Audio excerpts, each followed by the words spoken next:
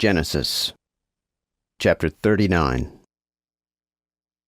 Now Joseph was brought down into Egypt, and Potiphar, an eunuch of Pharaoh's, and his chief steward, an Egyptian, bought him at the hand of the Ishmaelites, which had brought him thither. And the Lord was with Joseph, and he was a man that prospered, and was in the house of his master the Egyptian. And his master saw that the Lord was with him, and that the Lord made all that he did to prosper in his hand. So Joseph found favor in his sight, and served him, and made him ruler of his house, and put all that he had in his hand. And from that time that he had made him ruler over his house, and over all that he had, the Lord blessed the Egyptian's house for Joseph's sake. And the blessing of the Lord was upon all that he had in the house, and in the field. Therefore he left all that he had in Joseph's hand, and took account of nothing that was with him, save only of the bread which he did eat. And Joseph was a fair person and well favored. Now therefore after these things his master's wife cast her eyes upon Joseph, and said, Lie with me.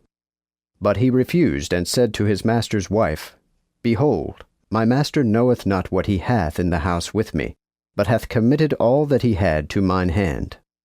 There is no man greater in this house than I, neither hath he kept anything from me, but only thee, because thou art his wife. How then can I do this great wickedness, and so sin against God?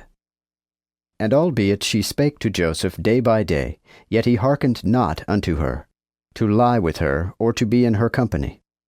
Then on a certain day Joseph entered into the house to do his business, and there was no man of the household in the house. Therefore she caught him by his garment, saying, Sleep with me. But he left his garment in her hand, and fled, and got him out. Now when she saw that he had left his garment in her hand, and was fled out, she called unto the men of her house, and told them, saying, Behold, he hath brought in an Hebrew unto us to mock us, who came in to me for to have slept with me. But I cried with a loud voice. And when he heard that I lift up my voice and cried, he left his garments with me, and fled away, and got him out. So she laid up his garment by her, until her lord came home.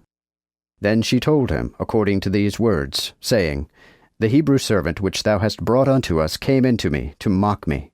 But as soon as I lift up my voice and cried, he left his garment with me, and fled out. Then when his master heard the words of his wife, which she told him, saying, After this manner did thy servant to me, his anger was kindled. And Joseph's master took him and put him in prison, in the place where the king's prisoners lay bound, and there he was, in prison. But the Lord was with Joseph, and showed him mercy, and got him favor in the sight of the master of the prison. And the keeper of the prison committed to Joseph's hand all the prisoners that were in the prison, and whatsoever they did there, that did he. And the keeper of the prison looked unto nothing that was under his hand, seeing that the Lord was with him. For whatsoever he did, the Lord made it to prosper.